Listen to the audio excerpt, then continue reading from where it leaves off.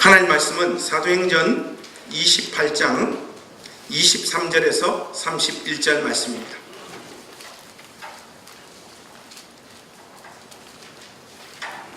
사도행전 28장 23절에서 31절 말씀, 제가 한 절 읽고 여러분들 한 절 읽으면서 우리 교독하겠습니다. 그들이 날짜를 정하고 그가 유숙하는 집에 많이 오니 바울이 아침부터 저녁까지 강론하여 하나님의 나라를 정언하고 모세의 율법과 선지자의 말을 가지고 예수에 대하여 권하더라. 서로 맞지 아니하여 흩어질 때에 바울이 한 말로 이르되 성령이 선지자 이사야를 통하여 너희 조상들에게 말씀하신 것이 옳도다.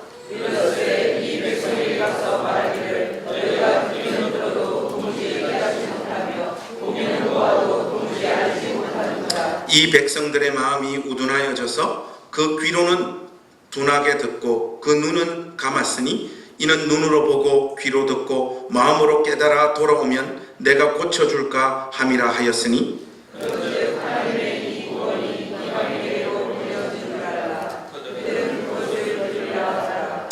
우리 30절 31절은 같이 하십시다. 시작. 바울이 온 이태를 자기 셋집에 머물면서 자기에게 오는 사람을 다 영접하고 하나님의 나라를 전파하며 주 예수 그리스도에 관한 모든 것을 담대하고 거침없이 가르치더라. 아멘. 오늘은 여러분들하고 1년 넘게 살펴본 책이었던 이 사도행전 강해를 마무리하는 시간입니다. 이 설교를 준비하다 보니까 오늘 설교는 원래 제가 설교를 길게 하는 편인데 오늘 설교는 특별히 더 길 것 같습니다. 그래서 중간에 힘든 분들은 주무세요. 오늘 설교가 언제 끝날지 모르겠는데 어쨌든 설교가 좀 길어질 것 같습니다. 그래서 오늘 이 마지막 사도행전 강해는 사도행전 전체에서 제가 여러분들에게 강론하며 설교했던 내용들 중에 가장 중요한 내용들을 한 5가지 정도 추려서 확실하게 정리를 하고 사도행전을 마무리했으면 좋겠습니다. 제법 긴 시간 여러분들과 함께 이 사도행전을 살펴보았는데요. 가급적 저는 성경에서 말하는 바를 충실하게 담아보려고 몸부림을 쳤습니다. 이 말씀의 한 자락이라도 여러분 영혼에 깊이 각인되어져서 하나님을 바르게 깊이 알고 섬기는 우리 행신교회 가족들이 되었으면 좋겠습니다. 누군가가 저에게 사도행전의 주제가 무엇이냐 이렇게 물으신다면 저는 곧바로 예수님은 지금도 일하고 계신다 이렇게 말씀드리고 싶습니다. 사도행전의 저자였던 누가가 사도행전을 통해서 이야기하려고 하는 가장 중심된 메시지가 천상에 계신 예수님께서 지금도 일하고 계신다라고 하는 바로 이 내용입니다. 성육신 하신 예수님께서는 이 세상에 오셔서 예수님께서 지상에서 활약하시며 하나님 나라를 선포하고 가르치신 그 내용과 그 일을 죽으시고 부활하시고 승천하셔서 저 천상에서도 지금도 성령을 보내셔서 당신들의 사도와 종들을 통해 자기 일을 계속하고 계시다고 하는 것이 사도행전의 요지요 핵심이요 주제입니다. 주님께서는 당신께서 말씀하신 바를 신실하게 이루어내셨고 이루어가고 계시고 앞으로도 이룰 것이라는 것을 이 사도행전 안에 담고 계십니다. 문제는 하나님께서 능력 있게 일하고 계시다는 사실을 우리가 이 세상의 기준으로 이해하고 판단한다면 우리는 여지없이 실망하고 하나님을 믿는 신앙까지 버릴 수 있다는 사실을 여러분들이 주목하셔야 됩니다. 예수님께서 일하고 계시다는 사실을 신자들이 믿고 자기의 삶과 인생으로 수납할 때에 대단히 고통스럽고 초라한 방식으로 하나님의 나라가 진행되어진다는 사실을 여러분 잊지 마십시오. 그러하기에 성령의 능력을 맛보지 않으면 하나님 나라의 방정식을 우리는 도무지 이해하지 못하게 됩니다. 자신의 삶을 기독교 신앙으로 해석하거나 기독교 신앙으로 자신의 고단한 인생을 결단코 견뎌낼 수가 없습니다. 실제로 하나님께서 지금도 일하고 계신다라고 하는 이 사실을 강조하는 이 상황 속에서도 그 현실 안에 있는 오늘날의 신자들의 또 주님의 몸된 교회의 삶과 기독교의 현실은 참 시궁창 같습니다. 우리의 삶의 실종과 오늘날의 기독교의 모습 어디를 볼 때 하나님이 일하고 계십니까? 이 나라 이 땅은 지금 적폐청산이 한창인데 우리 기독교가 그 대상 중에 하나가 되어버렸지 않습니까? 시중의 사람들의 인식 속에 기독교인들은 호암마마보다 더 무섭고 더럽고 저급한 존재들이 되어버렸습니다. 그것이 솔직한 우리들의 현 주소예요. 물론 우리 스스로 판무덤이지만 우리가 정당한 역할을 하는 시절에도 세상은 복음을 담지한 주의 교회에 단 한 번도 호의적이었던 시절이 없었다는 사실을 여러분 기억하십시오. 이것은 그리스도만이 구원의 유일한 길이라고 외치는 교회의 숙명입니다. 여기에 우리의 잘못과 실수가 더해져서 우리가 맞이하고 있는 이 현실이 참 심각하고 막막하고 아득합니다. 답과 길이 별로 보이지 않아요. 그러나 사랑하는 우리 행신교회 가족 여러분, 자신감을 가지십시오. 현실은 비관적이지만 낙관주의자가 되어주시기를 주님의 이름으로 부탁합니다. 예수님께서 지금도 일하고 계시기 때문입니다. 신자로서의 여러분의 삶과 기독교의 현실 앞에서 너무 절망적인 시선과 마음을 소유하는 것은 결코 좋은 신앙이 아닙니다. 이런 현실은 우리만 만났던 것이 아닙니다. 사도들과 하나님의 종들의 사역에서도 진심으로 하나님을 믿고 하나님 앞에 도움을 요청하고 하나님 앞에 매달렸음에도 불구하고 저들이 만나는 현실은 초라함을 넘어 고통의 극치까지 자기의 삶들이 내몰렸고 세상의 수치와 조롱거리가 되는 자리로 내몰렸던 것을 우리가 확인할 수 있습니다. 사도행전의 후반부의 주인공이라고 할 수 있는 사도 바울의 고백을 직접 여러분 우리 한번 들어보십시다. 여러분 고린도후서 1장으로 한번 가보십시다. 고린도후서 1장 8절에서 10절 말씀, 주의 복음을 그 누구보다 열심히 전거했던 사도 바울의 고백을 우리 한번 들어보십시오. 고린도후서 1장 8절에서 10절 말씀입니다. 여러분들 우리 다이렉트로 3절 쭉 한번 우리 같이 한번 읽어보시죠. 시작. 형제들아, 우리가 아시아에서 당한 환난을 너희가 모르기를 원하지 아니하노니 힘에 겹도록 심한 고난을 당하여 살 소망까지 끊어지고 우리는 우리 자신이 사형 선고를 받은 줄 알았으니 이는 우리로 자기를 의지하지 말고 오직 죽은 자를 다시 살리시는 하나님만 의지하게 하심이라. 그가 이같이 큰 사망에서 건지셨고 또 건질 것이며 이후에도 건지시기를 그에게 바라노라. 여러분 이 10절 말씀에 주목하십시오. 이같이 큰 사망에서 우리를 건지셨고 또 건지실 것이며 이후에도 건지시기를 그에게 바라노라. 이것이 저와 여러분들의 고백이 되어야 될 줄로 믿습니다. 이 사실을 확신하고 소망하면서 교회와 성도는 자신의 시대와 자신의 생애에 주어진 그 현실을 당당하게 믿음으로 살아내면 됩니다. 순교가 요구되어지는 시절에는 순교하면 됩니다. 부흥이 밀려오는 시절에는 부흥을 맞이하면 되고요. 핍박과 조롱이 찾아오면 잘 두들겨 맞으면 하나님께서 그 삶을 붙잡아 자신의 일을 이루어 가시는 것입니다. 이것을 한 시대의 어떤 특정한 신자나 교회가 이 모든 역할을 동시에 다 떠안았던 시절은 단 한 번도 역사 가운데 존재하지 않습니다. 저와 여러분들은 재수 없게도 조롱받고 욕먹는 시대에 이 역할을 떠맡은 기독교인들입니다. 우리는 그것을 하나님 앞에서 신실하게 감당하면 됩니다. 조롱받고 욕맞는 역할을 떠맡았던 자들이 부흥을 꿈꾼다든지 성공을 꿈꾸는 자리로 나아가서는 자기의 정체성을 잊어버린다는 사실을 여러분 기억하십시오. 다시 한번 분명히 여러분들에게 말씀드립니다. 오늘날 기독교 신자의 역할은 두들겨 맞고 조롱받고 비난받는 역할입니다.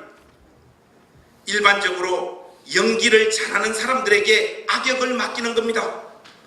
좋은 역할을 맡았다고 그의 연기력이 좋은 것이 아니고 악역과 수치스러운 역을 맡았다고 그의 연기력에 문제가 있는 것이 결코 아니죠. 여러분 영화 많이 보십니까?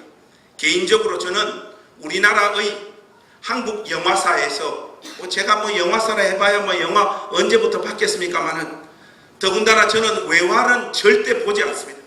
보면 그냥 자버려요. 얼마 전에 우리 지은이가 집에서 이렇게 타이타닉을 보고 있더라고요. 그게 옛날에 저희 집사람하고 저하고 연애할 때 그 봤던 아주 귀한 영화잖아요. 제가 우리 지은이한테 한마디 해줬어요. 지은아, 아빠 엄마하고 연애할 때 그거 봤는데 극장 가서 아빠 잤다. 하니까 아빠 어떻게 이런 영화를 보면서 잠을 잘 수 있냐는, 잠을 잘 수 있는 게 아빠지 않느냐. 근데 저는 외화 보고는 정서가 달라서 그런지 잘 감동을 못하겠더라고요. 이상하게. 한국 영화사에서 가장 뛰어난 연기의 어떤 장면을 하나 꼽으라고 한다면 넘버 3의 송강호의 역할입니다. 유 스티븐슨, 나 최영희. 여러분 그거 기억나십니까? 딱딱 걸어와. 그 형들 전혀 반응이 없으시죠. 현정화라면 현정화야. 여러분들 그거 기억 안 나세요? 송강호가요 이 넘버 3에서 혜성과 같이 나타나가지고 이 깡패역 한번 잘해가지고 그때부터 핑크빛 고속도로로 자기 인생의 그 연기의 길이 활짝 열려버렸지 않습니까? 우리도 마찬가지입니다. 사랑하는 행신교회 가족 여러분, 잘 두들겨 맞으십시오. 비난받고 조롱받고 손가락질 받는 역할, 우리 시대에 우리가 하나님 앞에서 감당하면요, 하나님께서 이 삶을 붙잡아 하나님의 영광을 드러내실 줄로 믿습니다. 잘못해서 두들겨 맞는 사람들은 반항하거나 변명하면 안 됩니다. 그러면 더 두들겨 맞아요. 저는 어렸을 때 아버지로부터 우리 형제들은 노상 두들겨 맞았는데 저 막내 누나는 한 대 맞으면 도망가기 때문에 별로 안 맞았는데 우리 큰 누나는 맞으면서도 계속 반항하다가 더 두들겨 맞아요. 그 지금도 우리 형제에서 좀 이상하게 돼서 왕따 돼서 큰 누나 안 만나요. 사랑하는 우리 행신교회 가족 여러분, 우리의 역할에 대한 결과까지 우리가 인위적으로 영광스럽게 만들려고 해서는 안 됩니다. 그것은 하나님의 몫입니다. 우리가 볼 때는 분명히 고통스럽고 말도 안 되고 수치스럽고 부끄럽고 고개를 들 수 없는 역할들을 우리가 이 시대 가운데 감당하지만 하나님은 그걸 붙잡으셔서 다음 세대를 준비하시며 우리가 죽고 난 다음에 다시금 이 땅 가운데 주의 복음으로 흥왕케 하시는 그 일들을 준비하실 줄로 믿습니다. 여러분들이 잘 믿지 않으시겠지만 제가 한때 영어 강사로 이름을 날렸던 적이 있습니다. 저에게 영어를 배운 아이들의 특징이 딱 하나가 있어요. 영어를 못하는 애들은 계속 못하고 영어를 잘하는 애들은 계속 잘하는데 발음이 좀 망가진 거. 뭔 말이냐 하면 저는 솔직히 제가 아이들에게 영어를 가르치면서 저에게 영어를 배운 아이들 중에 영어를 잘하게 된 애들을 단 한 명도 보지를 못했어요. 가르치는 저의 문제인지 배울 마음 없이 억지로 학원에 와서 앉아있는 아이들의 문제인지는 모르겠지만 여하튼 그 누구도 저에게 영어를 배우고 영어를 잘하게 된 사람이 아무도 없습니다. 근데 진짜 실력 있는 선생님은 아이들의 영어 능력이 시궁창에 빠져 있더라도 그것을 끌어올려서 영어를 잘하게 하는 선생님이 실력 있는 선생님이지 않습니까? 저에게는 그러한 수준과 그러한 능력은 없더라고요. 근데 여러분, 하나님은 능력이 있으십니다.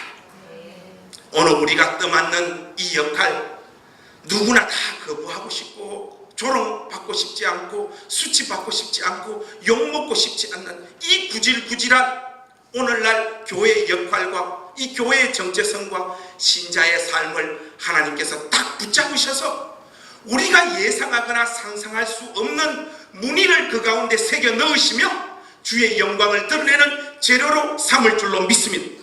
이것이 저와 여러분들의 고백이요 소망이 되어야 됩니다.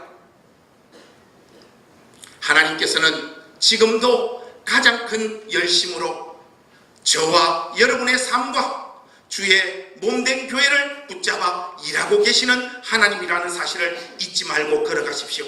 그것이 사도행전이 우리에게 던지는 첫 번째 주제라는 것. 두 번째로 여러분들에게 이 사도행전을 마무리하면서 제가 강조하고 싶은 것은 누구, 교회 다니는 어떤 사람이나 다 외우고 있는 사도행전 1장 8절 말씀입니다. 자, 우리 고개를 드시고 성경을 보지 마시고 하나 둘 셋 하면 사도행전 1장 8절을 외우도록 하겠습니다. 특히 제가 내년도 우리 교회 권사님으로 임명되신 분들의 입을 주목해서 보도록 하겠습니다. 자, 하나 둘 셋 시작. 이럴 줄 알았습니다. 이럴 줄 알았습니다. 여러분, 사도행전의 구조와 진행에 있어서 사도행전 1장 8절은 결정적인 영향을 미치는 아주 중요한 말씀이에요. 사도행전의 중심 축과 되는 구절이 바로 이 1장 8절입니다. 오직 성령이 너희에게 임하시면 너희가 권능을 받고 예루살렘과 온 유대와 사마리아와 땅끝까지 이르러 내 증인이 되리라 하시니라. 이 말씀을 여러분 한번 주목해 보십시오. 성령이 임하시면 어떤 일이 벌어진다고 성경이 말하고 있습니까? 능력을 받아 예수 그리스도의 증인이 된다라고 말하고 있습니다.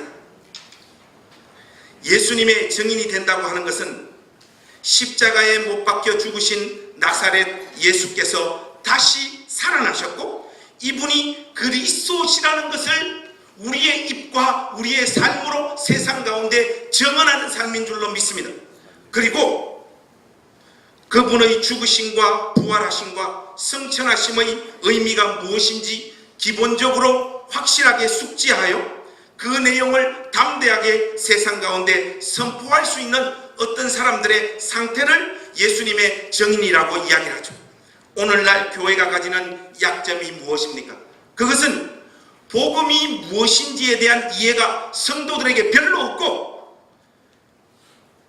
그것이 중요한 어떤 것으로도 성도들의 의식 속에 자리가 잡혀져 있지 않을 뿐만 아니라 그 설명들을 성도들이 명확하게 다른 사람들에게 잘 하지 못한다는 것입니다. 더군다나 그리스도께서 하나님 나라를 이 땅 가운데 가져오면서 우리에게 펼쳐 보여주셨던 그리스도의 삶을 고스란히 담아내는 이 일에 있어서 대부분의 교회들은 실패하고 있습니다. 아프게 말하자면 여러분과 저는 어쩌면 예수님의 증인 역할을 제대로 감당하지 못하고 있는 사람들입니다. 생각외나 있는 많은 사람들이 던지는 전형적인 멘트가 무엇입니까? 이거예요, 여러분. 나는 예수는 좋지만 기독교와 교회는 싫다. 이것이 생각외나 가진 사람들의 전형적인 이야기들이에요. 이거 굉장히 아픈 이야기인데 우리 집사람과 아이들이 주로 저에게 하는 말이 뭔가 하면 우리는 목사 김관성은 좋은데 아빠 김관성은 싫다는 거예요. 우리 가족들이 저에게 주로 하는 이야기, 이게 쉽게 말해서 저의 정체성을 뭐라고 지금 평가하고 있는 겁니까? 너는 사기꾼이지 않느냐? 이 말입니다. 교회에서는 거룩한 목사요, 집에서는 거룩한 깡패. 사랑하는 우리 행신교회 가족 여러분, 저를 욕하지 마십시오. 여러분들이 한 사람의 신자로서 오늘날 이렇게 살고 있습니다. 예수님은 좋은데 예수 믿는 인간들은 싫다는 거 아니에요. 교회는 싫다는 거 아니에요. 복음의 내용들이 사람들의 마음을 위로하고 달래주고 인생의 문제를 해결해주는 어떤 것으로 점점 바뀌고 있습니다. 기독교 신앙이 우리가 이 세상에서 살아가는 삶의 공적 영역에서는 신자들이 전혀 그 능력을 발휘하지 못하고 있어요. 기도를 많이 한다, 성경을 읽는다, 헌금을 한다, 큐티를 한다. 자기 신앙을 증명하는 방식이 그냥 이런 것으로 대부분 다 치환되어지고 있습니다. 전형적인 개인주의적 신앙, 그 일에 집중하고 그 일을 열심히 하는 사람들을 훌륭한 신자로 교회 안에서 간주해 주다 보니 신앙이 전부 다 이꼬라지가 되어버렸습니다. 우리 한국교회를 대표하는 귀한 목사님 중에 한 분이 유기성 목사님이시죠. 유 목사님께서 영성일기로 많은 분들의 영혼들을 깨우칩니다. 저도 작년도에 유기성 목사님과 대담을 했지만 제가 유 목사님을 만나고 오면서 느낀 감정은 전통적인 입장에서 볼 때 정말로 목사님 같으시더라고요. 너무 착하고 신실하고 정직한 목사님이셨어요. 느낌이 너무 좋았고 제가 생각했던 그런 대형교회의 권위적인 목사님이 전혀 아니셨어요. 그런데 처음에 이렇게 유기성 목사님을 띄우는 이유는 까기 위해서 띄우는 거죠. 유 목사님이 영성일기를 통하여 많은 사람들에게 좋은 영향을 미치고 있다는 걸 아는데, 여러분 영성일기 같은 게 왜 문제인가 하면 이게 자칫 잘못하면 신앙을 개인화시켜버립니다. 공적인 어떤 영역에서 예수 믿는 신자의 모습을 펼쳐 보이기보다는 예배당 안으로 자기 집구석으로 자기 셀 모임으로 신앙을 축소시켜서 거기에서 그 일을 열심히 하는 것으로 자기의 신앙의 전부를 드러내고 증명하는 방식으로 자칫하면 이 영성일기가 그렇게 흘러갈 수 있다는 사실을 여러분 주목하셔야 되고, 오늘날 한국교회의 신자들의 신앙의 경향이 대부분 다 이 개인주의적인 모습으로 흘러가고 있는 것이 사실입니다. 그래서 공적인 영역에 있어서 예수님께서 세상의 주이시며 만군의 왕이 되신다라고 하는 것을 우리의 삶을 통하여 증명하는 일에 있어서는 오늘날 교회들이 대부분 실패하고 있는 것이죠. 이렇다 보니 주님의 증인이 되기보다는 교회 권속들이 예수를 믿고 나서 자기가 얼마나 잘 되었는지를 자랑하거나 그런 자신을 있게 만든 소속교회나 그 소속교회를 목양하고 있는 담임 목사님의 증인이 되어지는 쪽으로 성도들의 신앙이 흘러가고 있습니다. 여러분 이게 저만의 관찰입니까? 여러분들이 몸담았던 수많은 교회들이 그렇게 흘러가고 있지 않습니까? 어떤 교회는 보니까 그 교회 지침이 하루에 3번 밖에 나가서 담임 목사님을 자랑하는 거예요. 우리 교회도 내년부터 하도록 하겠습니다. 사도행전의 흐름을 가만히 여러분 한번 지켜보십시오. 사도들과 주의 종들은 하나님께서 허락하신 권세나 능력을 가지고 자기 자신이나 자신들의 업적을 증거하지 않았습니다. 단 한순간도 그들은 그렇게 살지 않았어요. 사도가 하나님 앞에서 자신의 양떼를 어떻게 목양했는지 오늘 우리가 읽은 이 28장 본문에도 여실히 설명하고 있습니다. 여러분 23절 말씀을 한번 보십시오. 23절 말씀 우리 한번 같이 읽어보겠습니다. 28장 23절 말씀 우리 한 목소리로 읽겠습니다. 시작.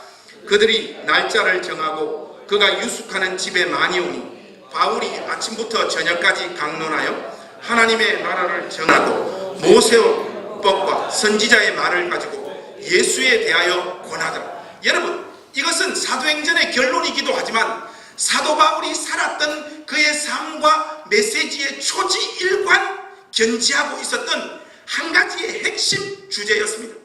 사도가 전한 내용을 보십시오. 모세의 율법과 선지자의 말을 가지고 했다고 하는데 그 당시에는 신약 성경은 존재하지 않았으니까 구약 성경으로 말씀을 강론할 수밖에 없었겠죠. 구약의 그 풍성한 사건과 사건을 동원해서 전하는 내용은 오직 하나였습니다.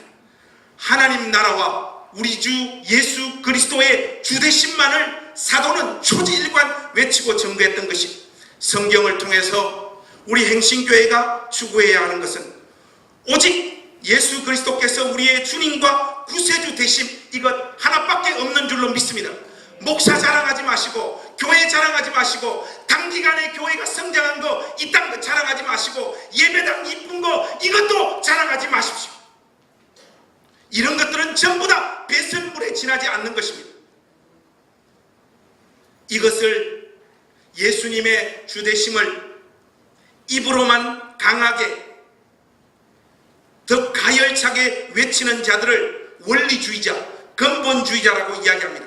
삶은 그리스도를 닮음이 전혀 없고 삶으로는 그리스도의 정인 역할을 하는 일을 전혀 감당하지 못하면서 입으로는 예수 그리스도의 주되심을 그 누구보다 외치고 강조하는 자들 때문에 예수님의 명예와 영광이 이 땅에서 가장 많이 실추되어진다는 사실을 우리 행신교회 가족들은 잊지 마시고 이 사도행전을 마무리하실 수 있기를 바랍니다.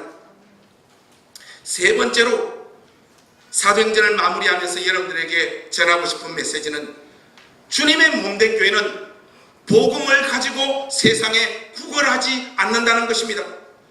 교회가 그리스도의 증인이 되는 일에 반드시 명심하고 있어야 될 아주 중요한 포인트가 바로 이 부분인데, 입만 발달한 주의 교회는 그리스도의 증인 노릇을 어떤 식으로 감당하게 되느냐 하면 예수님의 복음을 세상에 선포하는 것이 아니라 반드시 구걸하게 되어집니다.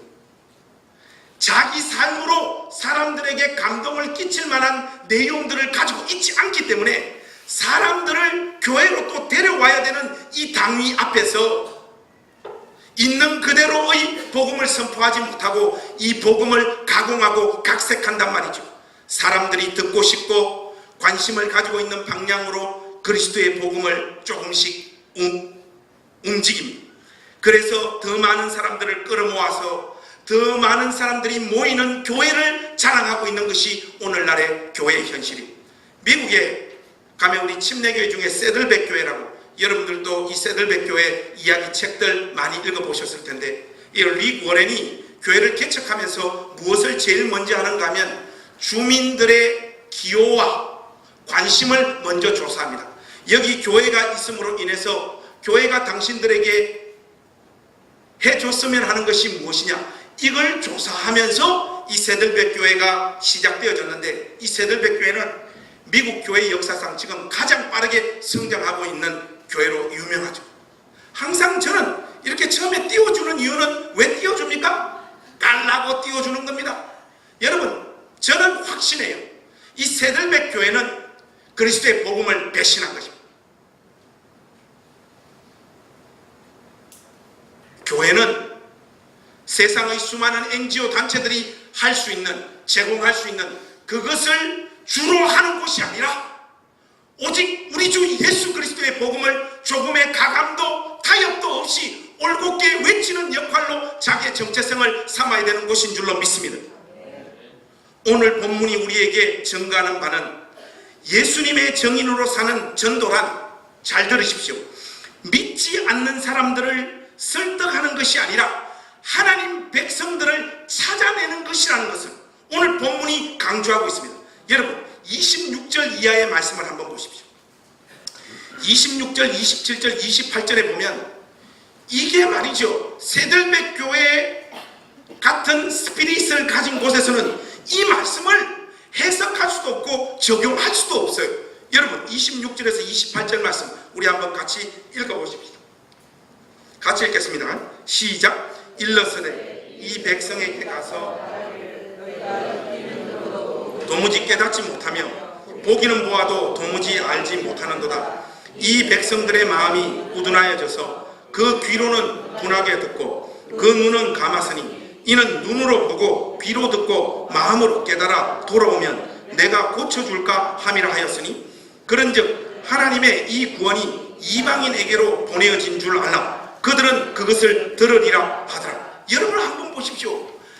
그리스도의 복음을 있는 그대로 세상 가운데 전도하면 이 복음 안에 걸림돌 되어지는 요소가 담겨 있어서 그 복음을 거부하는 자들이 반드시 생겨납니다. 생겨나는 이 일 자체가 주의 일이라는 사실을 여러분들이 잊어버리면 안 됩니다. 우리가 구걸하고 복음을 각색하고 세상 사람들이 듣기 좋은 내용들로 바꾸어서 그들을 예배당으로 데려오는 것을 전도라고 성경은 말하고 있지 않아요. 전도는 있는 그대로의 복음을 세상 앞에 선포하는 것인 줄로 믿습니다. 우리는 그들을 긍휼히 여기는 것이지 그들에게 복음 들고 구걸하는 존재들이 결단코 아니에요. 그리스도 예수의 정인됨의 당당함을 잊지 않는 우리 행신교회 가족들이 될 수 있기를 주님의 이름으로 부탁합니다. 안 믿는 사람을 설득하는 것, 그들이 믿을 수 있도록 복음을 가공하는 것은 성경이 말하는 전도가 결단코 아닙니다. 믿는 사람은 왜 믿는지 몰라요? 여러분들이 그리스도의 복음이 여러분 앞에 주어졌을 때 이 복음을 여러분들이 왜 수납하고 받아들였는지 그 이유를 여러분 아십니까? 모릅니다. 우리 앞에 복음이 왔을 때 나도 모르게 이 복음이 맞습니다라고 하고 인정하고 고백하는 고백이 우리 영혼 깊숙한 곳에서 터져나온 것이에요. 이것을 사람들을 설득해서 믿게 할 수 있다라고 생각하는 것은 여러분들의 아집이지 성경적 사고방식이 결코 아니에요. 저는 예수님의 복음이 저를 찾아왔을 때 제가 인정할 수밖에 없었던 것이 무엇인가 하면 하나님의 거룩하신 율법의 기준 앞에서 저 자신이 죄인이라는 것, 그리고 저 안에서 실질적으로 우글거리고 있는 이 죄의 속성과 죄의 문제를 저의 몸부림과 애씀과 수고로 극복할 수 없다는 것을 자연스럽게 인정이 되어지더라고요. 그래서 예수님을 저의 생애의 구주와 주님으로 저는 영접했습니다. 이것이 저만의 경험이 아니고 모든 신자들의 동일한 경험인 줄로 믿습니다.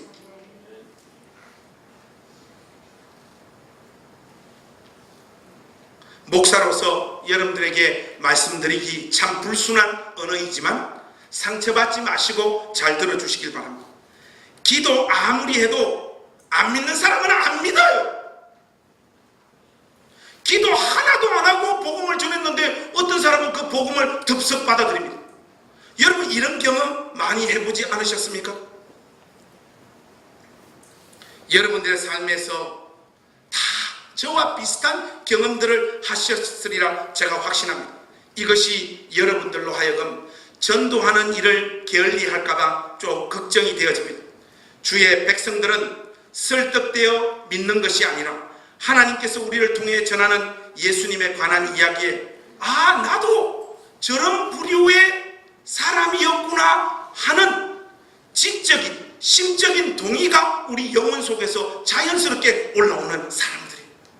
여러분들이 주의 복음을 증거할 때 하나님의 백성으로 예정되어져 있는 어떤 가족들이 전혀 여러분들의 예상을 벗어나서 나도 예수 믿겠다 하는 사람이 툭툭툭 발생되어집니다. 이 일을 위해서라도 여러분들에게 주어진 이 시간 동안 때를 얻든지 얻지 못하든지 그리스도의 정인되어지는 이 역할을 하나님 앞에서 열심히 감당해 주시기를 우리 주님의 이름으로 부탁합니다. 네 번째로 이 사도행전을 마무리하면서 사도행전 안에 담겨져 있는 중심 내용들 중에 꼭 여러분들에게 강조하고 싶은 것은 하나님은 사도 바울을 들으셔서 유대 중심주의를 철저하게 깨부수셨다는 것. 여러분 이 메시지 여러분들 꼭 기억하셔야 됩니다. 여러분 오늘 본문 말씀 30절 말씀 한번 보십시오. 여기에 보시면 이런 내용이 나와 있죠. 30절 우리 한번 같이 읽어보십시다. 시작. 바울이 온 이태를 자기 셋집에 머물면서 자기에게 오는 사람을 다 영접하고 거기까지만. 여기 보면 자기 집에 오는 사람을 다 어떻게 했다고 했습니까? 영접했다는. 사도행전 초장에 보시면 유대 경계를 넘어가려고 하지 않는 성령을 받은 주의 백성들의 모습을 우리가 확인했었죠. 분명히 성령을 받고 예수님의 정인이 되는데 유대 경계 밖을 넘어가려고 하지 않습니다. 그때 하나님께서 교회 가운데 허락하신 것이 무엇입니까? 핍박입니다. 핍박을 통해 가지고 그 교회를 쫙 흩어버리셔서 유다의 경계를 넘어 온 유대와 사마리아와 땅끝까지 그리스도의 복음이 전파되어지는 계기로, 도구로, 재료로 핍박을 동원하신 하나님의 모습을 우리가 사도행전을 통하여 확인했지 않습니까? 이 28장 30절 말씀은 대단히 인상적입니다. 사도 바울이 자기에게 오는 그 누구도 막지 아니하고 다 영접하고 그들에게 하나님 나라와 예수 그리스도의 주되심을 가르치고 선포했다. 성경이 그렇게 말하고 있지 않습니다. 인간들은요 소중하거나 복된 것을 소유하면 그것을 가지고 특정한 그룹을 만들어서 자기들끼리만 공유하려고 하는 속성을 가지고 있습니다. 더 나아가 자기들이 특별한 복음을 소유하고 있다고 하는 의식을 가지고 자기들의 문화를 만들어 자신들의 담장을 높이 쌓아 올리고 있습니다. 저는 오늘날 교회의 어떤 경향과 흐름 중에 가장 우려스러운 게 뭔가 하면, 집사로 다른 교회에서 수고했음에도 불구하고, 심지어 권사나 장로님으로 수고했음에도 불구하고 교회를 옮기면 그 교회의 새신자 공부부터 시키는 것이 이 한국 교회의 유행이 되어져 가고 있어요. 왜 이런 현상들이 벌어지느냐? 우리 교회는 너희 교회하고 다른 특별한 무엇을 가지고 있다라고 하는 자신감 때문에 그래요. 우리는 어쨌거나 너희들하고 좀 다르다는 거예요. 여러분, 우리 행신교회는 어떻습니까? 우리 행신교회는 다른 곳보다 다릅니까? 많이 다르죠. 어설프고 못되고 악하고 지랄 떠는 인간들로 가득 차 있지 않습니까? 우리가 뭐 비교해가지고 비교 우위를 가질 만한 요소들이 우리 교회에 뭐가 있습니까? 목사 훌륭하다는 거 그거 하나밖에 없죠. 우리 침례교단에서도요, 아주 건강하기로 정평나 있는 교회가 하나 있는데, 거기는 회원권의 기준을 굉장히 높여가지고 그것을 충족하는 사람만 그 교회 회원으로, 정식 회원으로 받아주는 교회가 있습니다. 이 기준들이 뭐냐? 가볍게는 11조 내라, 주일 성수해라, 뭐 이런 것들이고, 좀 강도 높게 요구하는 곳에는 극장 가지 마라, 여자들 치마 짧게 입지 마라, 더운데 짧게 입어야죠. 이런 무슨 별 거지 같은 내용들을 만들어가지고 이런 것들을 지켜야 교회 권속들의 정식 회원으로 삼는 것, 이런 것들이 전부 다 뭔가 하면 구별되어지는 의식입니다. 베드로 밑에 있었던 수많은 주의 복음을 선포하고 전개했던 종들도요, 이 유다를 벗어나려고 하지 않은 거예요.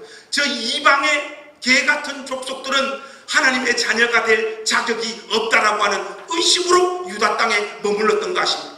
그걸 깨부수고 하나님께서 이방인의 사도로 사도 바울을 들으셔서 이 복음을 가지고 땅끝까지 가도록 하나님께서 길을 열어 제친 것이 사도행전 후반의 스토리이지 않습니까?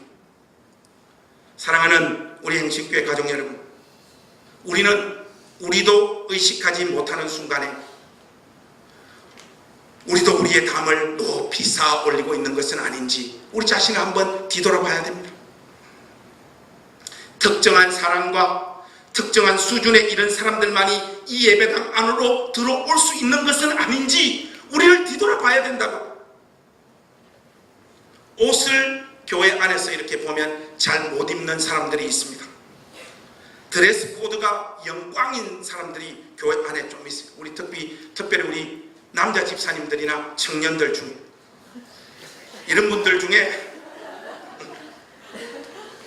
그 누구라고 좀 말하기는 좀 그렇네요.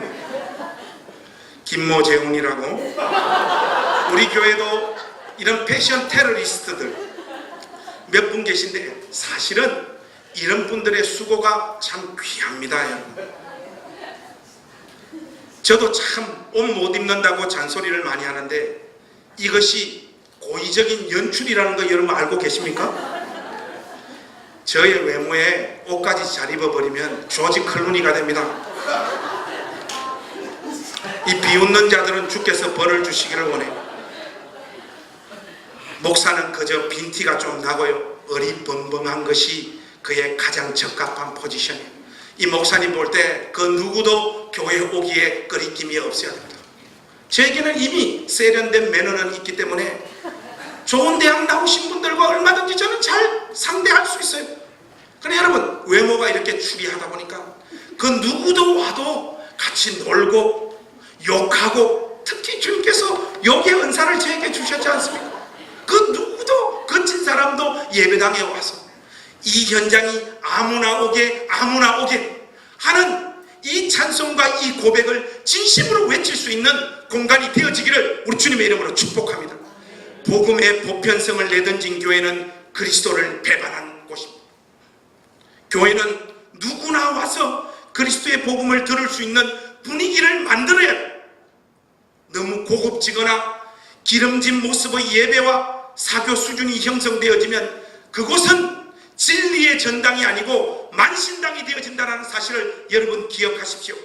십자가 지신 우리 주님을 배반하는 가장 고상스러운 방법이 바로 그것이에요. 우리가 그 길을 가고 있는 자들이 아닌지 이 사도행전을 마무리하면서 무섭게 우리 자신들을 뒤돌아보면 좋겠습니다. 과연 우리 행신교회는 누구나 올 수 있는 교회인지, 아니면 특정한 누군가는 아무 말 하지 않지만 밀어내고 있는 교회인지, 두렵고 떨리우는 마음으로 점검하는 이 마지막 시간이 될 수 있기를 주의 이름으로 부탁합니다. 마지막으로 하나님 나라가 진행되어지는 방식과 하나님 나라의 성격에 대해서 여러분들에게 좀 말씀드리려고 합니다.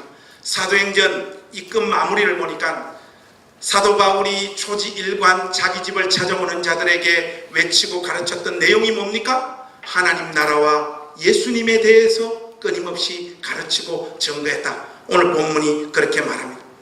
그런데 사도행전의 이 끝 마무리를 보시면 그 끝이 웅장하거나 우아한 모습이 아니고 너무나 초라하고 평범한 모습입니다. 사도 바울의 집에서 몇몇이 모여가지고 성경 공부를 하고 있는데 어떤 자들은 그 복음을 믿고 어떤 자들은 그 복음을 믿지 않았더라.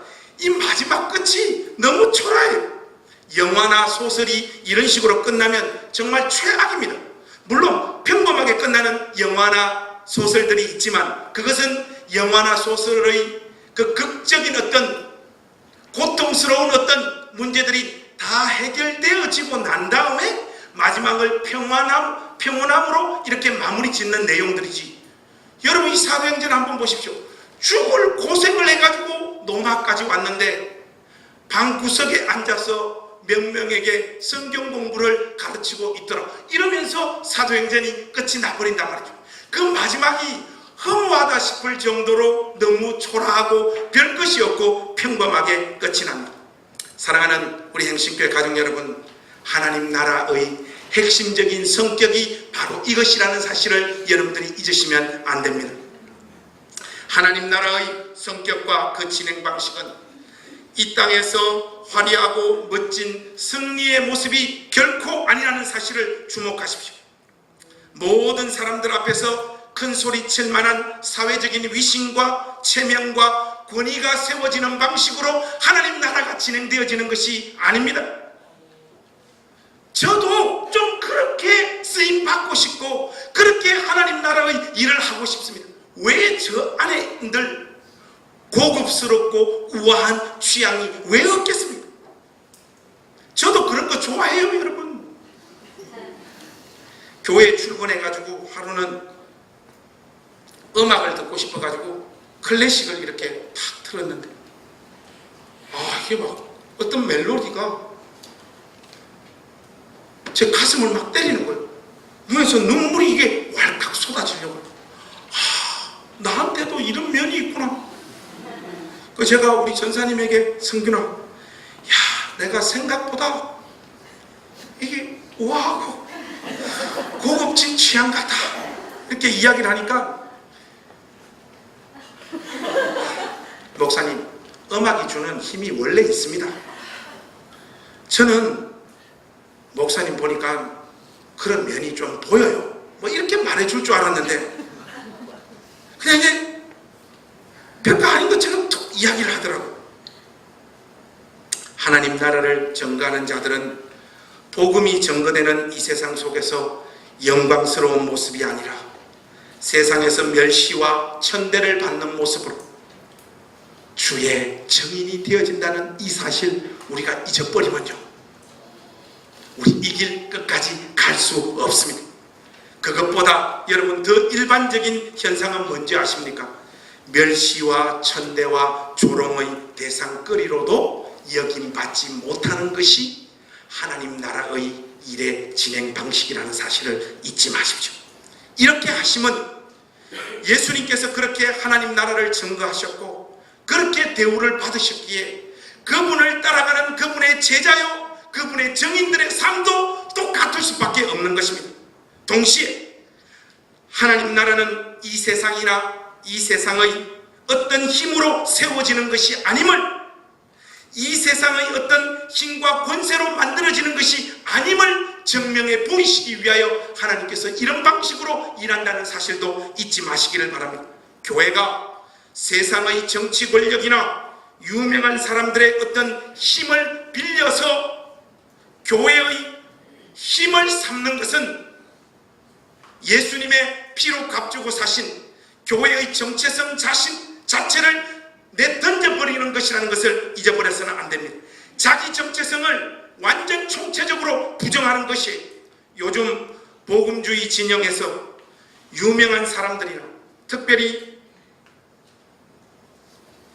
연예인들을 교회로 불러가지고 이 강단에서 간증시키는 것이 유행처럼 번지고 있는데, 이거 참 한심하기 짝이 없는 짓거리입니다.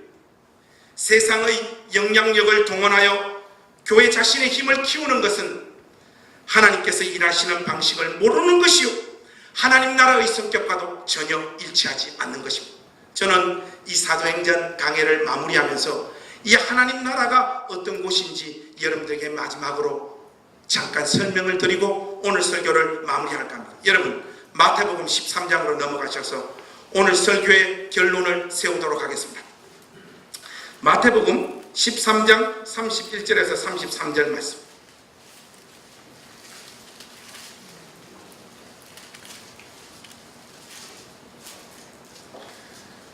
여러분 우리 소리 내어서 이 하나님 나라가 어떤 곳인지 우리가 한번 같이 확인해 보십시다. 31절에서 33절입니다. 같이 읽겠습니다. 시작.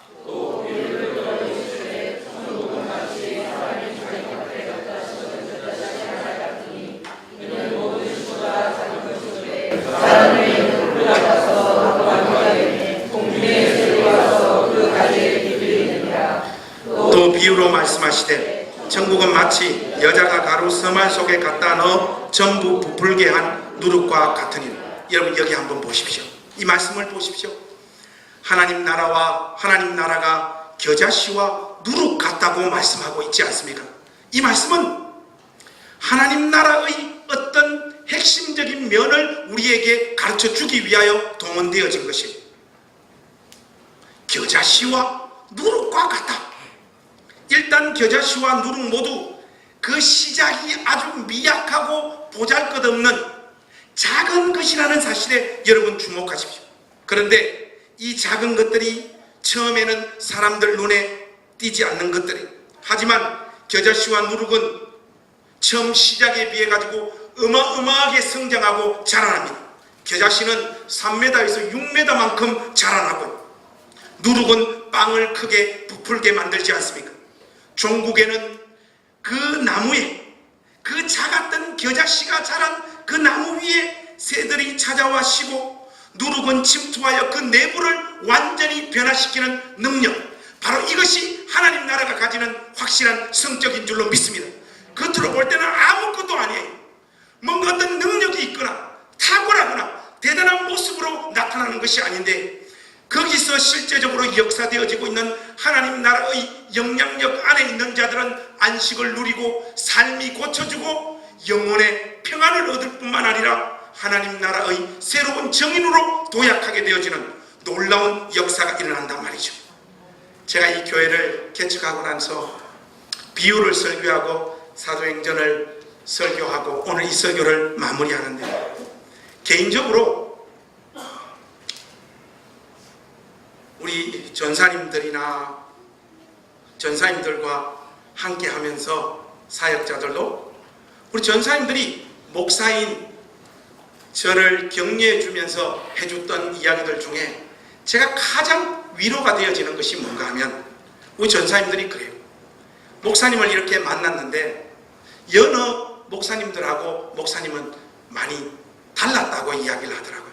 그래서 뭐가 다르냐 하니까, 다른 목사님들은 이렇게 균형이나 모든 것을 이렇게 잘 갖추어 계셔가지고 저희들이 옆에서 무슨 힘이 되어주고 하는 이런 쪽으로 별로 우리 마음이 안 동했는데 목사님을 보면 아슬아슬하다는 거예요.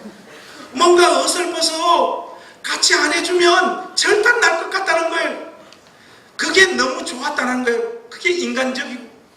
그래서 나를 만나고 너에게 나타난 실제적인 열매가 뭐냐니까, 목사님 만나고 달라진 것은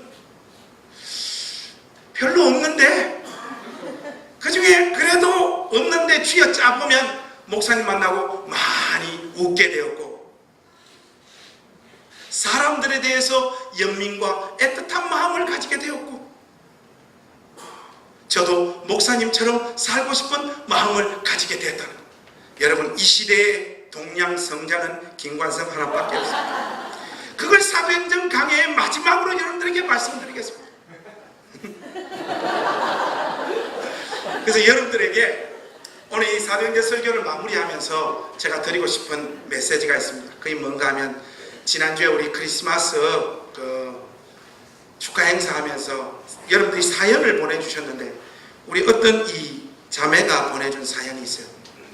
이걸 읽으면서 하나님 나라는 바로 이런 곳이구나 하는 것을 제가 느끼면서, 전사님이 이걸 읽어주시는데, 우리 전사님은 사투리가 많아가지고 이게 안 좋더라고요. 오늘 서울말로 하나님 나라가 어떤 곳인지 여러분들에게 이 내용 같이 나누고, 이 편지 내용 같이 나누고 사도행전 강해 설교를 마무리할까 합니다.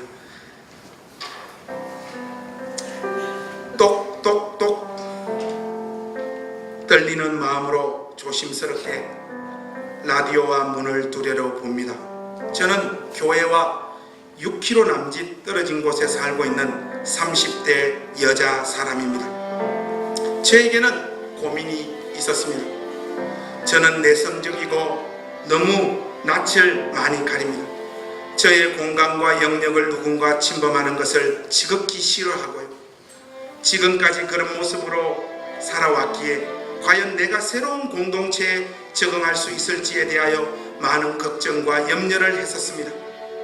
조용히 교회 마당만 밟으며 있는 듯 없는 듯 지내는 교인이고 싶었습니다. 그런데 이 공동체의 힘은 도대체 어디에서 나오는 건지, 내성적인 제가 활발한 모습으로 나의 영역에 누군가 들어오는 것을 싫어하는 제가 저희 집에 여러 사람들을 초대하는 것을 좋아하게 되었습니다. 도대체 이곳에는 어떤 힘이 있길래 이런 것들이 가능하게 된 것일까요? 내가 너의 아빠야 라고 매번 말씀하시는 목사님, 아빠이기에는 나이 차이가 너무 얼마 나지 않기에 작은 아빠 정도로 불러드릴게요. 시앙. 말씀을 듣는 것보다 용두동 쭈꾸미를 먹는 것을 좋아하고 주일 오후 예배 끝나는 시간만 기다리며 청년들과 놀러 다니는 것을 좋아하는 저이지만, 항상 응원과 지지를 아낌없이 주시는 마음에 하루에도 여러분 때문에 울컥합니다. 친동생보다 더 친동생 같고,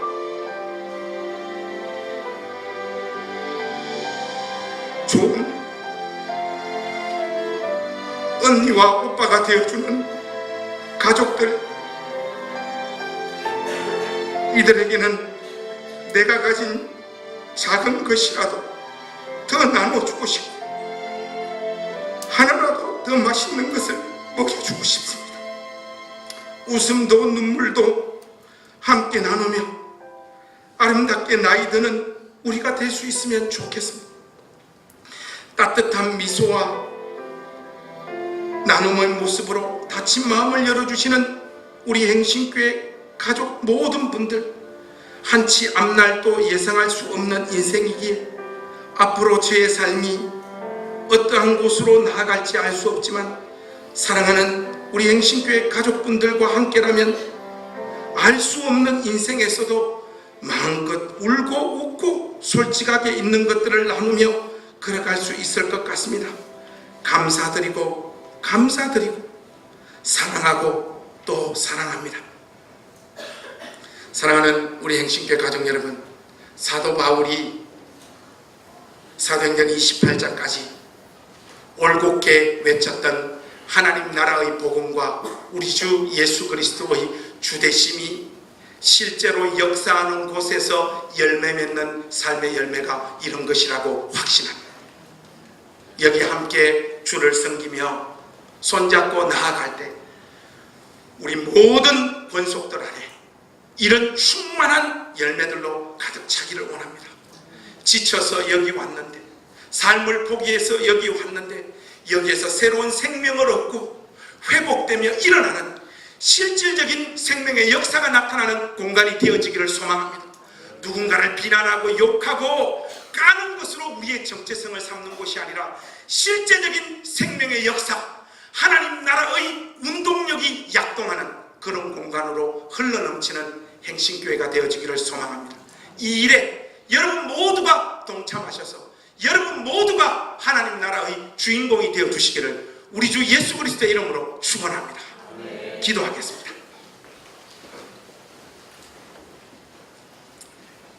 하나님, 사도행전 1장부터 28장 강해를 다 끝낼 수 있도록 은혜를 베풀어 주시니 감사합니다.